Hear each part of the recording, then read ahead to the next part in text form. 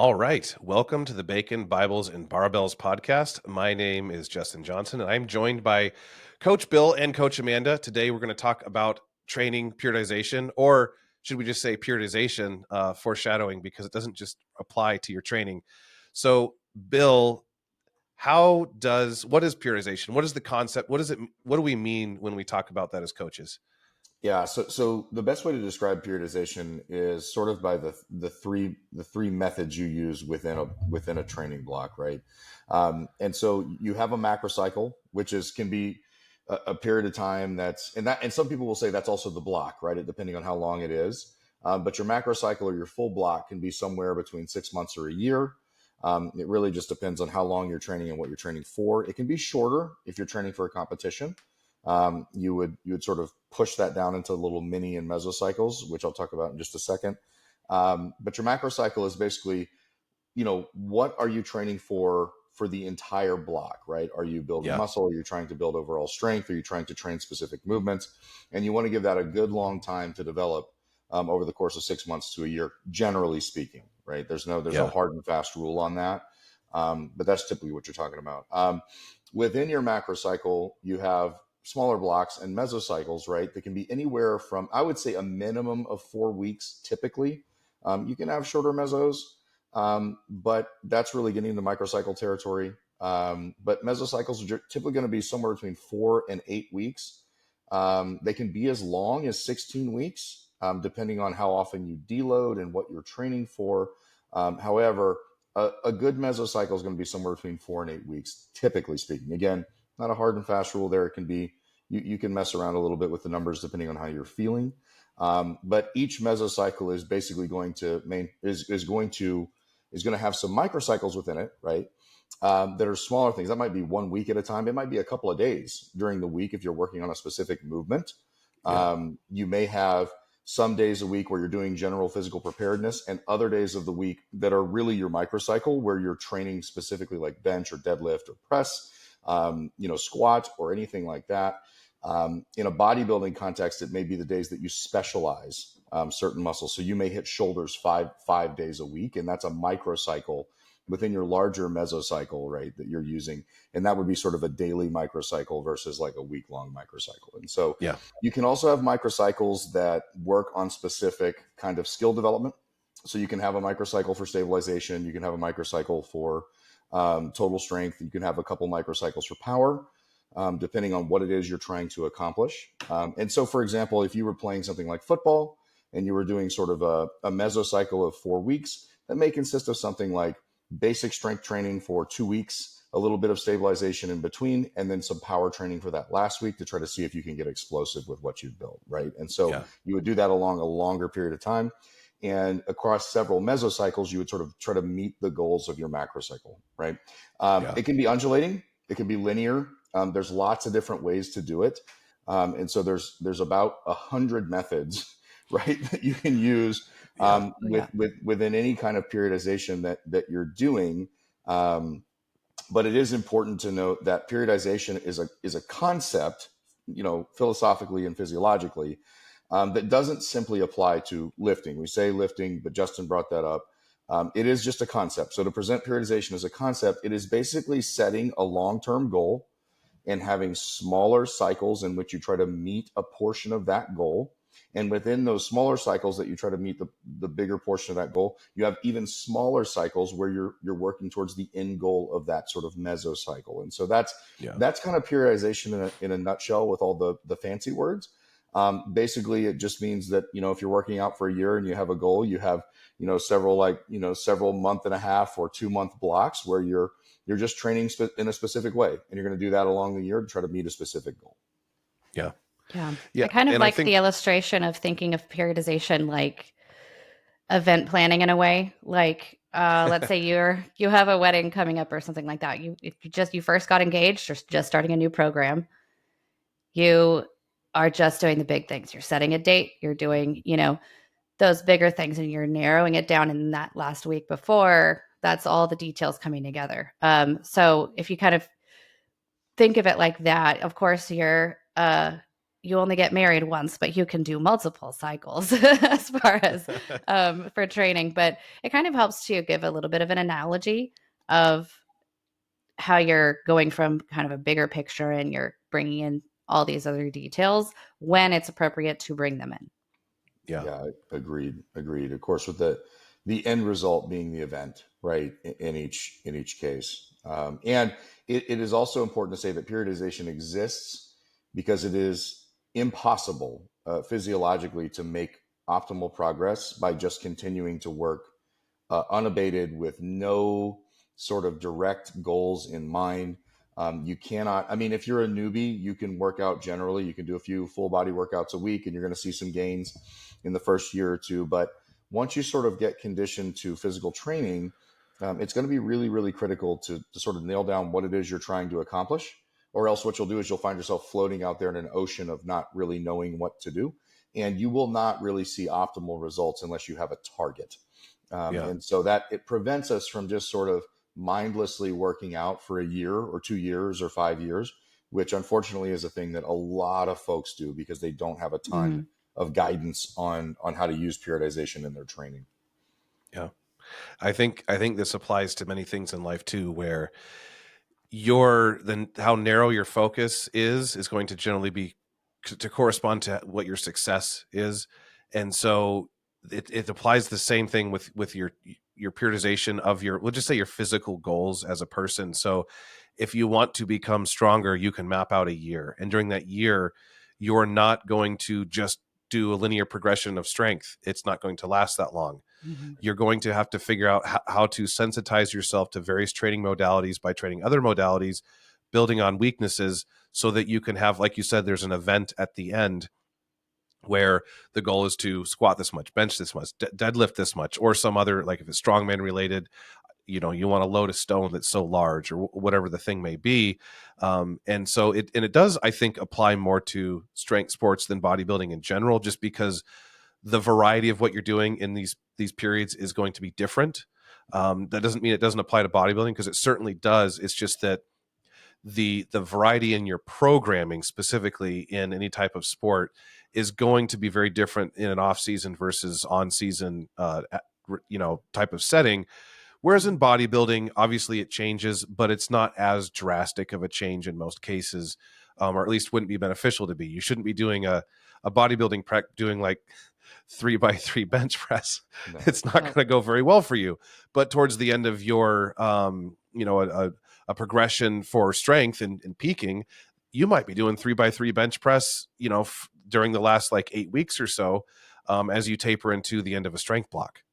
Yeah, I think that's right. And I would say something for bodybuilding, for folks that are doing bodybuilding, periodization is going to apply more around the other hobbies that you have, and making bodybuilding fit, because bodybuilding is so demanding on the body if you're training pretty consistently and often during the week.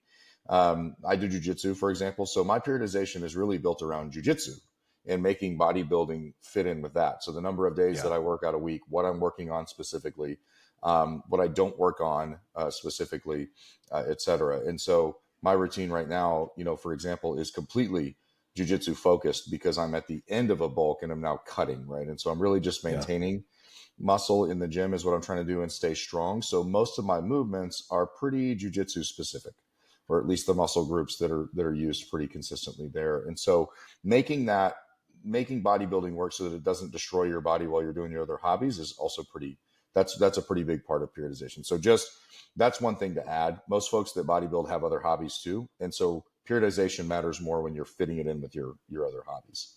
Yeah, that's a good point to bring up. And one of the aspects of periodization too is just injury prevention. Doing the same thing forever just tends to lead toward higher risk of just joint pains, tweaks, back tweaks, maybe tendonitis or any type of issues like that. And especially when you mix in another sport like jiu-jitsu or whatever else, doing the same things over and over and over again definitely seem to increase your injury risk. Like, you can do that, but you're probably going to wind up injured and out of the gym for a while, or at least you're more likely to in that case. Yeah, I think that's right. And the other thing I will say about periodization is, you guys both made a really good illustration. I'll give you another one, is that, if you're going into a grappling match, you are not training your entire game. What you're doing is you're training everything that allows you to do the things that you can do the best. So for example, you would train, if you're a good heel hook finisher, you would train leg entanglements and heel hooks. You would train everything in your guard to fit that. Or if you're a good strangler, you would work on back takes from everywhere and the breaking mechanics of your rear naked strangle. And so, it's sort of like periodization can be like, if you know you're going to get in a fight and you know you're going to lose, but you want to bite the person's nose off, and you train to bite the person's nose off, and that's all you do. When you get in that fight, chances are you're going to bite their nose off, right? If you've trained for it correctly and specifically. Yeah. That's right. Yeah. Real quick, just a funny classic example of this was the Eddie Hall versus Thor fight. I don't know if you guys saw that. Right. Yeah. Eddie basically just trained a haymaker. Right. In boxing. Yeah. That didn't go well for him. Yeah. So there's limitations, obviously. But it was funny because watching that fight, he basically was planning to just knock him out with a haymaker at some point or another. And that's all he threw. That's all he did. And he, basically got the crap beat out of him for it. Yeah, it's true. It's true. So when it comes to periodization, whenever we say, and we say this often, people hear us talk about this on our all of our content, off season and on season. If you say off season and on season, you're already implying there's periodization happening there. However, there are a lot of lifestyle clients that doesn't mean anything for them. They're not off season or on season. So specificity of goal is really, really important there. Often the cycling is whether they're building strength or if they're cutting fat or whatever phase they're in for a certain goal. But you often find that they are not making progress because they're not periodizing. Because somebody has done let's say a woman has done kettlebell goblet squats with 15 pounds, 3 sets of 15 for years. And then they've never done any progress because they haven't had any periodization. And it's been the same 25-pound kettlebell the last 2 of those years. Yes, same exact one because of lack of periodization. So how do you approach periodization differently for lifestyle clients as you do for athletes? Can I approach that one first real quick? Yeah, go right ahead. I actually find that for a lot of my lifestyle clients, it actually happens naturally. Unless they're the ones that are like hyper dedicated to never missing training, naturally, because they go on vacation or because they slack off during the holidays.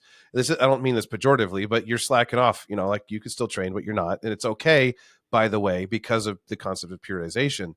So in a lot of cases, I don't necessarily make drastic changes in periodization because they effectively took a break where they're working lower volume anyway. Or we might be like, well, realistically during this 2-month period of time, because of something that's going on, work or something like that, we're just going to train 2 days a week.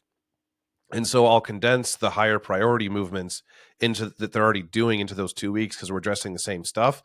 It's still going to affect them physiologically very differently. And a lot of them actually like to have the routine. They don't like the big changes anyway. And so it actually works out well where you kind of have this natural periodization built in, where they get sick and they barely train or don't train for a week. And then the second week, they're barely getting back into it. That's kind of a break anyway. And so like you can kind of continue the same training modalities. And so I think that in a lot of cases with the lifestyle clients, it's actually kind of easier because periodization ends up being built into their lifestyle, or they're going to go on a big summer vacation. So they know they're not going to train. They're going to be on the road or whatever it is for 2 or 3 weeks. And sometimes they're like, oh, I really want to make sure they might be overthinking it. And I'll usually just tell them like, look, let me give you a couple full body days that you can do so that once in a while when you're in a gym, you can just do that. If you do this once a week during the time that you're away, you'll be just fine. You're not going to really lose anything. You're going to be sore when you come back to it, but that's okay. And I'll actually kind of encourage a time to back off if I know they've been consistent, because of it's sort of like building periodization into the whole thing anyway.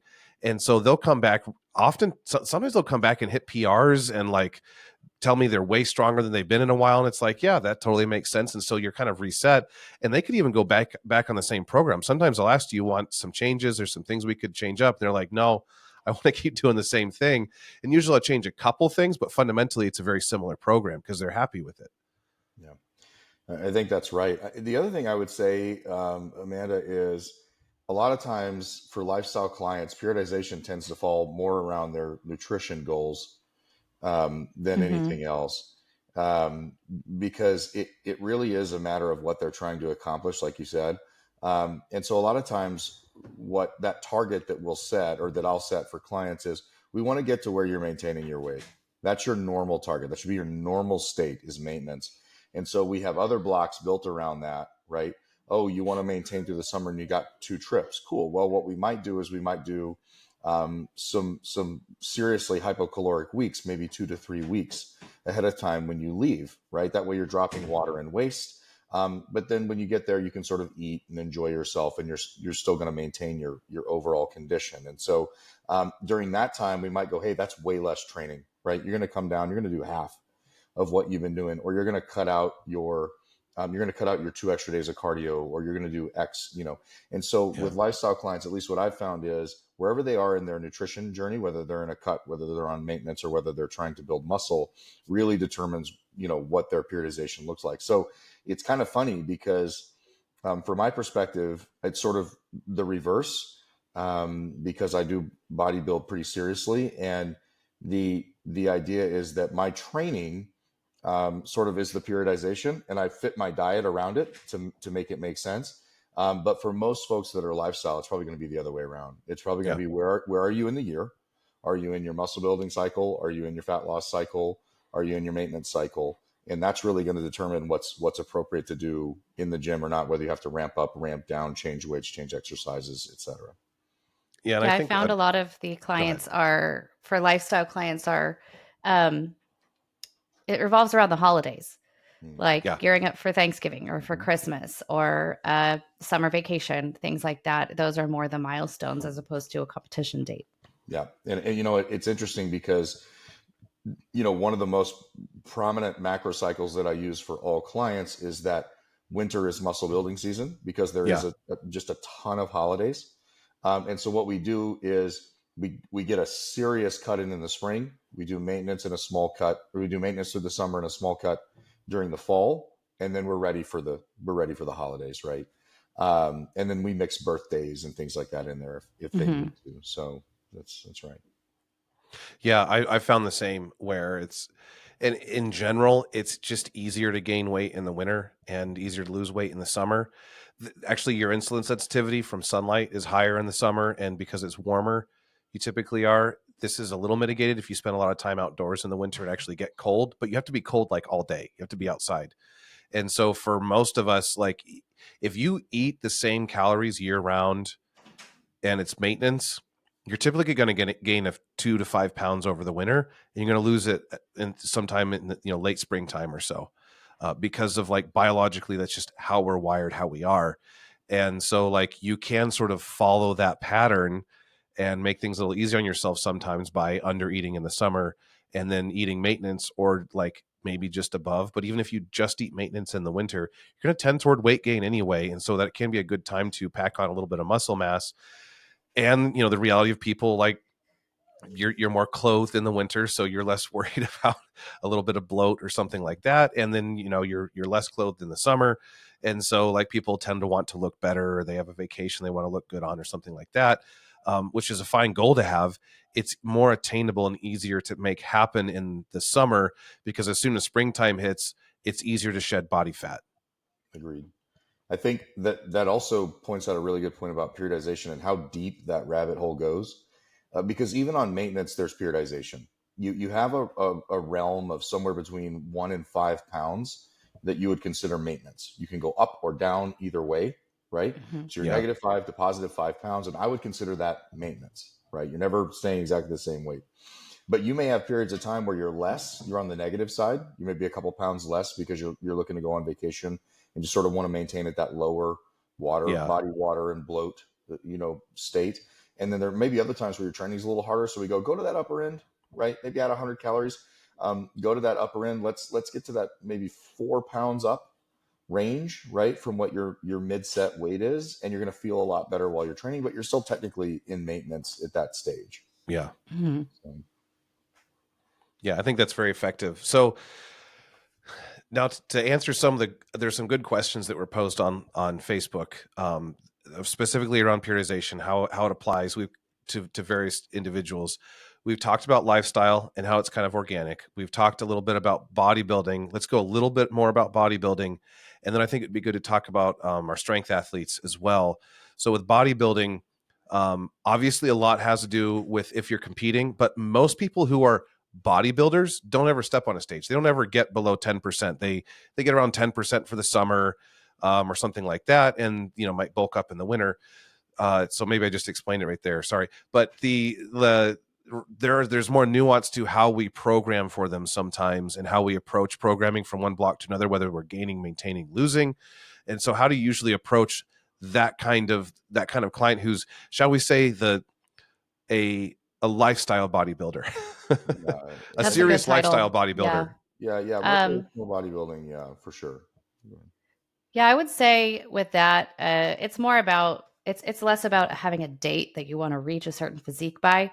I feel like more about time periods and weeks. Like, we're going to do a bulk for X amount of weeks. We're going to maintain for X amount of weeks. Then we're going to cut for X amount of weeks, and just kind of stick to the general rules for that. Like, don't drop more than 10% of your body weight at a time. Try to stick to about 1% a week or so, give or take, and see where you land. Just making sure that you're keeping them healthy. Health is not necessarily front of mind to whenever you're competing to step on stage. It's something that you should still strive for. I'm not saying just let that completely go, but it will be more top of mind if you are a lifestyle bodybuilder. Yeah. Agreed. And I think, with regards to periodization of training in general, it really depends on how advanced the athlete is. If they are a newbie, of course, it's going to look a lot like full body workouts for most of the time period. There's no need to specialize early on. However, for intermediate and advanced athletes, the block for the year should really look, to bring up lagging body parts, to ensure that anywhere that is uneven gets evened out if there's a serious deficit on one side of the body versus the other. And so that's sort of, how you would approach periodization there. You would have, if you want to build your shoulders, your arms, and your back, it's probably best to do that over a year. And you probably need about 3 smaller blocks within the year to work on that. And so you would have a time where you're working your shoulders as often as they recover. And that's the focus of those mesocycles during that time. And so you would say, well, my focus is shoulders. And so most everything else is going to go down to minimum effective volume.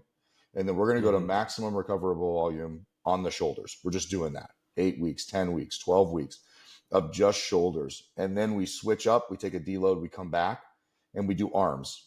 And so it's as many times as you can work them during the week that fits with what your goals are and what your recovery ability is and your nutrition state and all those kinds of things as well. But it also has to do with where you put the exercise in the workout. If I'm working on my biceps and triceps, those should probably go first, right? Because I really, really need to hammer those to death early on. Everything else can sort of be secondary and take a back seat. It also might mean that if you're really trying to bring something up, unfortunately, you don't get the time-saving effect of a superset in some cases, unless you're working those antagonist muscles as your specialization. You really don't want a superset if you're working on something specifically. All those sets are dedicated to only those muscles and really, really bringing them to sort of maximum volume. And especially when you're bringing them close to failure, right? And so that would be another approach, is saying, like, what do I want to work on? And then I build my mesos around, I build my periodization around what it is I want to work on as a bodybuilder. If I have a really bad chest, I probably want to take a couple of mesocycles and really, really hit chest as often as I possibly can. And that needs to be worked into the program. And then, of course, you'll have to take a break because you don't want to get overuse issues. But you may, if you're like, man, everything's great, but my chest is just horrible, you may go through that entire block, and between your deloads, you may do a little bit something different, but you may have 3 big mesos during the year where you're really just working your chest, and so it can look like that as well. Yeah. So for the strength athlete, there's some difference between strongman and powerlifting. I think how we approach this.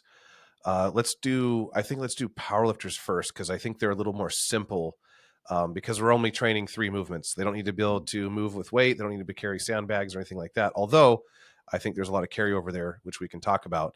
But for a power lifter, that's going to compete like most power lifters once, maybe twice a year, they're going to do a show.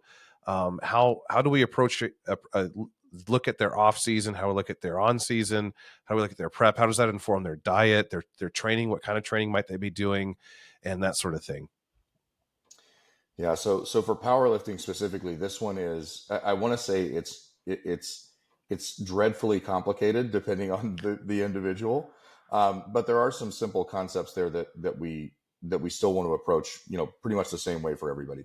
And what I would say is, especially let's start in the off season. This is really the point where I think a lot of powerlifters get it wrong, right? And and I don't mean that in a pejorative way. I just mean, I think they get the wrong idea. The off season is the time for hypertrophy focused training and maintenance of strength in major movements, right? Yeah. And here's the reason, because, and you guys know this, but because you want to build that sarcomeric capability and the capacity of the body, right? When you build muscle, there's more muscle to move. And so there's more force to be produced, right? And that's really what we're trying to do. And so during the off season, it really is a good idea to focus on maybe some higher repetition movements, a little more isolation exercise, some of those things that build some of those lagging muscles up. And it's especially good for supporting muscles. So anywhere, like for example, if you're on bench and you find that your rear delts or the rear capsule of your shoulder really gives you some pain when you go heavy, that's a really good time to work on your high pulling methods and things like that. So upright rows and face pulls and things like that at high volume are a really, really good idea to give some muscular size and endurance to those supporting structures. And so that's off season.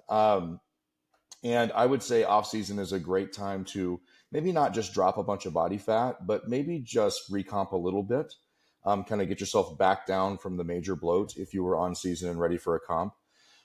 It's also a good time to reduce tonnage and volume overall to maintenance. And so one thing that, that I've given some powerlifters and clients in the past that do powerlifting is they'll be shocked because they're really good deadlifters. And I go, cool, we're going to deadlift once every 12 days.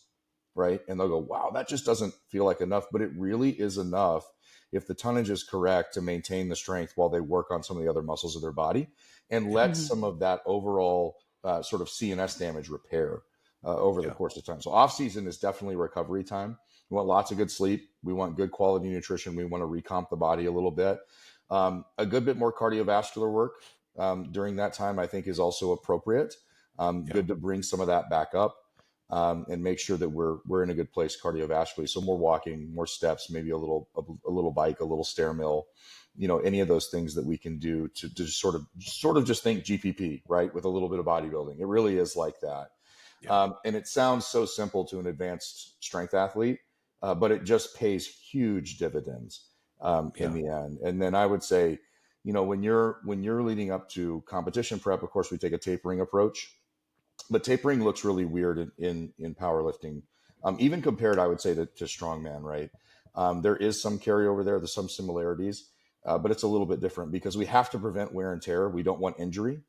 And so we would focus on building up, into that 90-95% range for work as we approach that powerlifting comp. And so we're looking at things like doubles. 4x2 is a great method for that, especially for something like bench. Yeah, especially bench. Yeah, especially bench. Squats, you may need a little more volume. Deadlifts, doubles can be great depending on how quickly your form breaks down, but that's really an individual consideration. How many reps can you actually pull dead from the floor without messing up your form at that weight and without injuring yourself? Of course, really easy to pull a hamstring at that point. And so we would do the build up to that 90-95% range. And we might even get up to the 98-99% range at the end for singles. We would do specialization lifts at that point. Of course, if you're struggling in any area, we might do a 2-board press, or, we might do, a deficit deadlift if you have issues pulling off the floor, or if you have flexibility issues in the hips or the hamstrings. We may do Jefferson curls to strengthen the back if you feel like you're getting worn out in your lumbar spine. Things like that, just specialization maneuvers to get everything ready. A little bit more mobility work. I think, beforehand. This is where warm-ups get sort of into what I would call the ridiculous realm for people that are lifestyle. Like, if you're lifestyle, you don't really need a huge warm-up. But if you are really prepping for a comp, you need some mobility, some warm-up, some movements to get you right. You might want to squat with a plate and make sure you're pressing your knees out, activating those medial glutes. You may want to squat with a weight and let the knees track over the toes a little bit. You may do some back and forth. You may do some tibialis raised movements to just make sure that you're nice and strong in that deep position, just to make sure that you're good and warmed up. This is also where you would eliminate extraneous lifts. So if you're trying to focus on bench, deadlift, and squat, you're going to get rid of everything else. And so one thing that drives me crazy is and you can do it, right? But as you approach the competition, it's time to sort of get rid of shoulder press and things like that. Like, you don't have to do any of that. There's stuff that you're told, like, oh, you got to do heavy rows and, weighted pull-ups and overhead press, whatever. But you really can take some of those things out just for the sake of specialization. Look, the reality is the more you bench, the more you squat, the more you deadlift, the better you're going to be at it, because it's a skill. And so that's really what we're focused on, skill building leading up. And then the taper process is really odd compared to like bodybuilding, right? In bodybuilding, you taper down quite a bit, but the taper comes up pretty high before a powerlifting competition. It might even be up until the week before, right? And you are working with maximal loads. And so that's a little different, but the volume's down, obviously, but absolute loads are the highest they get for you. Yeah. The absolute loads are at their top, but the volume is drastically reduced, right? For the sake of just CNS capacity and not wearing yourself out. And so that's sort of that sort of process between off season and prep, and then right up to comp, right? Yeah. And the other thing I would say is, don't fall into the trap of right after comp. Don't take 3 weeks off. I don't love that concept. I think that's a part of periodization that really is important there. You can go back and do lighter work, but you need to stay moving, especially in those specific movements that you've done. Because what you've done is you've taken your central nervous system and blown it to smithereens. And then you've done maximal lifts on a competition day, maybe not in your best condition ever, right? Can be really tough on those days. And you're waiting around, and it's tough. A competition is tough in that way. And so recovery wise, it's still good to go back to a reasonable level of volume and keep those movements moving, right? Resist the temptation to just be like, man, I blew myself out and now I need 3 weeks off, right? Yeah. And usually you're looking for like variance on the big three, whatever makes it more difficult. Instead of regular squats, you're going to be doing like front squats and cyclist squats, and you might be doing RDLs for deadlift, or single leg dumbbell RDLs or something like that. But yeah, the other thing that happens too is if you come out of a competition and you just do nothing for a while, you're going to kind of like usually going to get achy. Because your muscles are going to get tight, and you're going to have like aches and pains. You're going to lose flexibility, and you just like your knees hurt, your hips can hurt, your back can hurt. You kind of get tweaked easy. You actually become like very fragile very quickly. Right. And you don't have to train hard. In fact, you shouldn't train hard really for a while. Those, like, for me, last year was my biggest powerlifting total, and because I usually line it up with a vacation. So I went on vacation and I just walked a lot. So I didn't exactly follow what you're saying, but I did walk a lot to stay moving outside, and that helped tremendously. And when I got back, I just trained really, really light. It was mostly just to stay moving, get blood flow going, but give my body a break, because I was wrecked. I was totally messed up. Like I practically slept for 2 days after that show. And I am not a good sleeper. So like I would like get up, eat breakfast, and then go back to bed, which for me is normally just not something that would happen. But I was just like, wow, I'm really tired, go to bed. And that is the experience that you may have. And so like, yeah, you shouldn't be touching, you should be at like 50% loads at that point. More akin to what you would see actually towards the end of a bodybuilding prep, where you're not touching heavy loads anymore, but you want to get movement, you want to get blood flow, you want to get those pumps and things like that to at least promote something.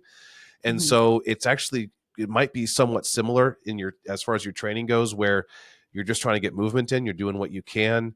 But in this case, it's almost kind of an active recovery type of training modality, and just getting your body back to homeostasis because it's been stressed out.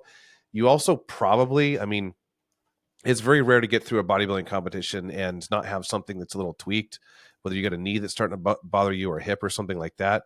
So that's also an opportunity to address some of that, whether that might be stretching or, percussion massage gun or hot baths or cold baths or whatever it may be. That's a time to focus on those things and correcting whatever may have kind of got you to that point where, whatever is your hamstrings bothering you or whatever it may be. The key to fixing a muscle that's tweaked is not to rest it. It's never to rest it unless it's a actual catastrophic tear, in which case you need surgery or something. You want that moving just under very, very light loads, but you want high volume light loads. And that's a great way to, again, the point of that little bit, if you really, really went hard on a competition, is to get your body back to homeostasis and in as efficient manner as possible. And rehab any injuries and stuff like that. But for strongman, which is similar but different, there's going to be a lot of overlap in how we'd approach that. How would we approach like a strongman athlete, their on season versus off season, and what does that typically look like? Because we have other factors here now. With powerlifters, there's a real sense in which you can let a lot of sport specific skill diminish over the off season so that you can just make a muscle group bigger because that's where your weakness is. However, for strongman, it is far more skill based and conditioning based. And so those skills, if you haven't touched a circus dumbbell in a year, you're going to stink at it. Like I haven't touched a circus dumbbell in like 3 years since that last competition I had one. And so I would, not that I've ever been very good at it, but I'd be horrible at it right now. And so how should one evaluate? Because you can't train all events all year round, obviously, but there are certain similarities as far as push press based events, deadlift based events, carrying type of events, grip events, those types of things, moving, that sort of stuff. So how do we approach like a off season versus on season? How do we evaluate what's important in an off season setting? And then what does it look like to taper into a competition? And then again, that post show first block, what does that next 4 weeks look like or something like that? Yeah, I typically treat a strongman off season a lot like I would a bodybuilder. A lot of hypertrophy. My husband actually makes fun of me because I compete in bikini, but I train a lot of strongmen. And he's like, this makes no sense. Why are you even good at this? And I was like, because strongman focuses on the same things that bikini does. You need strong glutes. You kind of need big glutes, to be honest. Yeah. You need strong and big shoulders. So those are the things that I focus on a lot on the off season, kind of getting some growth in those areas. And of course, anything else that is lagging.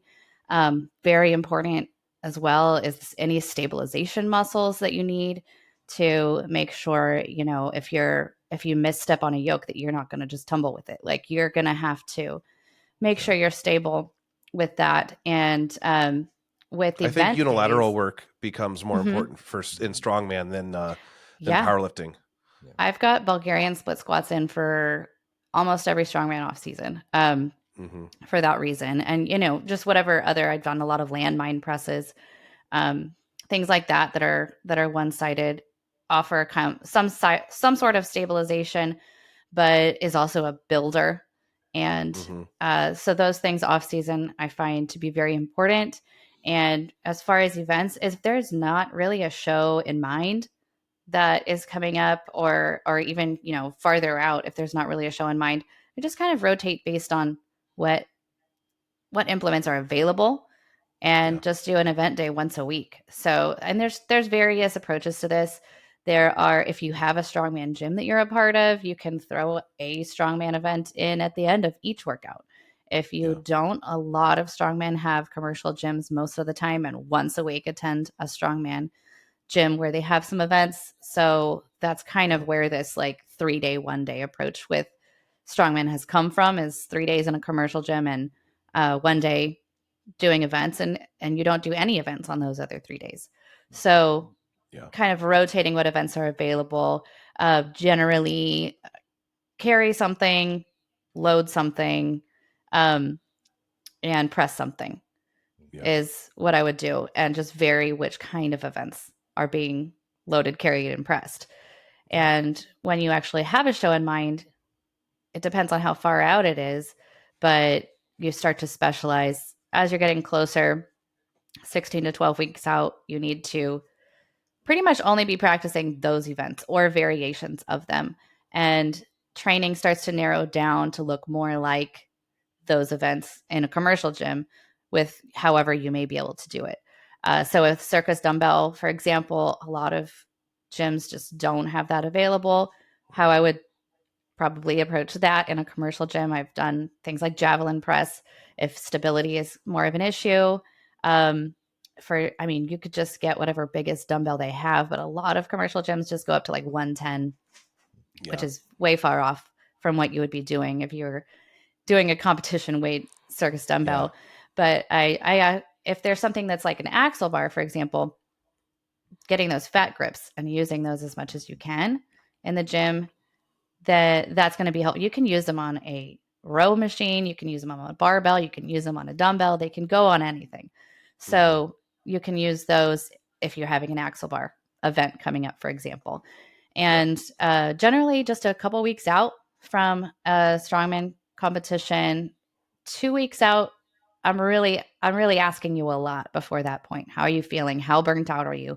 Are you feeling fresh? Are you feeling worn down? And that'll determine how hard we train 2 weeks out, whether we kind of go for something a little heavier but very low volume, or if we kind of treat that more like a full deload. And then the week before, I generally say, don't do anything. Just don't even touch a bar. Don't set foot in a gym. Go walking so that you're moving.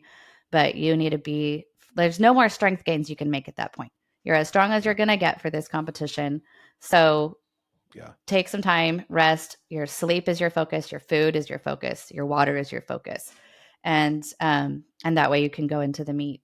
And I often don't program the week following with anything, because you don't know how you're going to feel the next day. You don't know if you've gotten injured at the meet. You don't know if you've what muscle groups are going to be sore, because you're packing all of those events that you've been training for into one day and you've left it all out there. So sometimes there just is no energy other than going on walks and things like that. But starting generally about 2 weeks after, we start to kind of move into an off season, or look at what other shows are, evaluate the performance, look at what you might want to do from there. So you don't know what kind of improvements you might want to make. Maybe you want to change weight classes. Like, these are all conversations that are a part of planning for the next phase. But one thing I want to bring up for any sport is that post-show period is a really important time to not be alone, to make sure that you're being open and honest. This is really common in bodybuilding, is the post-show blues. Whether you win or you lose or you fall somewhere in the middle, it's you're at a real risk for this like kind of depression state. And that should be remedied as part of your periodization. It needs to be something you plan for, you're aware of, you're ready for, and your coach has worked with you developing a plan to kind of get through. Some people never experience it at all, but it has been very common. And I don't know how often it's talked about. I know in the bodybuilding world it is, but that's something to kind of approach, like we talk about all the time, getting out in the sunlight, having a morning routine. Those things are part of that periodization, especially after a competition is over. Yeah, I think that's so critical. And especially in bodybuilding, this is a thing that is so common. And, I always make the joke that when you're dealing with bodybuilders, myself included, you're already in a place where people have a boatload of psychological issues to begin with. They're getting on stage and they're doing all this prep. However, in all seriousness, bodybuilders, figure competitors, bikini competitors, physique competitors, they all run the risk afterwards of putting their body through just such an insane amount of crazy stuff during prep, and hormones are crashed out. Everything just feels like the world is ending. Even if you win, it doesn't matter.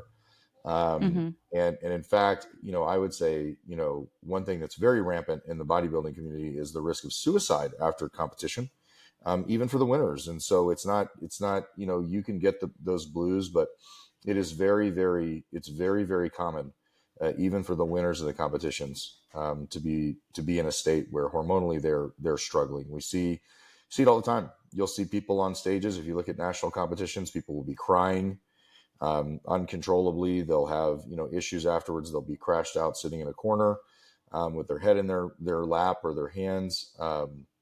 And it's sort of the same thing with with strongmen and with powerlifters. It's the same deal. You're putting everything on the table. You're putting everything out there. Your central nervous system is just totally destroyed. Your hormones are jacked up, and chances are you did get injured, right? If you're going to a serious competition, powerlifting or strongman wise, you 100% chance you got injured somewhere, and it's going to make you feel like you slowed down. And it's just that drop off. That's the other thing for folks to consider is you need to have someone there, especially your coach, to say, hey, take it easy. None of this, nothing, everything's going to feel personal. It's not. Take a second, just know like, hey, I just came off a really serious training regimen in a really serious competition that was emotionally traumatic and sort of devastating no matter what the results are, because you're putting yourself out there. You really are. And you're on a stage in all three of those sports.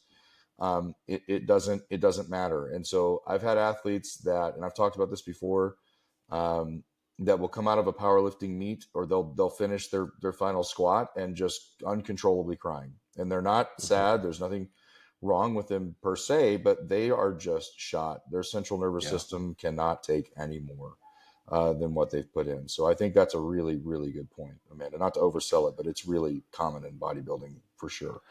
I think part of it too is when you're laser focused on something, and that's like your life purpose for a while, because it's all encompassing when you're competing. It affects everything in life. When that is suddenly gone, you do sort of feel adrift. And I think that's a big part of what's going on here too. There's the stress and everything else. And it's not like the stress just goes away after a show. It can still remain, and there's a residual biological effect where you've sort of like been holding back the dam of all of this stress that's ready to break upon you, and you've been keeping it at bay and just training through it or whatever. But after that show's over, the tendency is that you're going to feel it. I know that like there's not just exhaustion that I've experienced after a competition, but you sort of like miss that drive that you had, because it was like, okay, I'm preparing for this thing. It's going to affect everything. I want to give it my best. And all of a sudden you don't have anything that's driving you like that anymore. And that does give you a sense of purpose and fulfillment.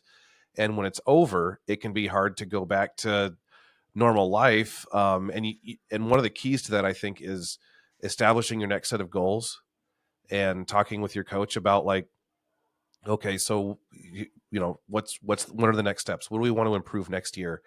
And the day after is when that starts. Even though you're not going to be training in the gym, you should be resting. Very quickly, we're already figuring out, okay, what are the blocks that we're going to use, and what are we going to build on to work on these things? And then you've already started sort of the next thing, the next driver and purpose for you. So that is also helpful. So you don't feel like you're sort of adrift and that sort of thing like it. And I think that a lot of people feel the same. At least I'll speak for myself and some of the people I've worked with. When I win something or do really well, it basically means nothing emotionally to me. And a lot of competitors experience this. I took 2 state powerlifting records last year. I won first in 2 classes. And it was what I wanted. I hit every goal except for my deadlift goal. I didn't quite hit that one. And afterward, I felt tired and like kind of like down for a while, in a certain sense. And that's part of why going on vacation usually kind of helps. I usually try to time it that way. But it doesn't, a lot of people, I think some people walk around and they're in an emotional high for a while, in that after doing something like that. For me, it's not that way. And it's not that way for a lot of people. You don't necessarily feel uplifted emotionally after a big win like that. You might in the moment, you might that day, But as soon as on the drive home, that's when it can kind of set in where it's like, oh, wow, it's over now. This thing's done that you were deriving a lot of fulfillment from, and that's been taken away.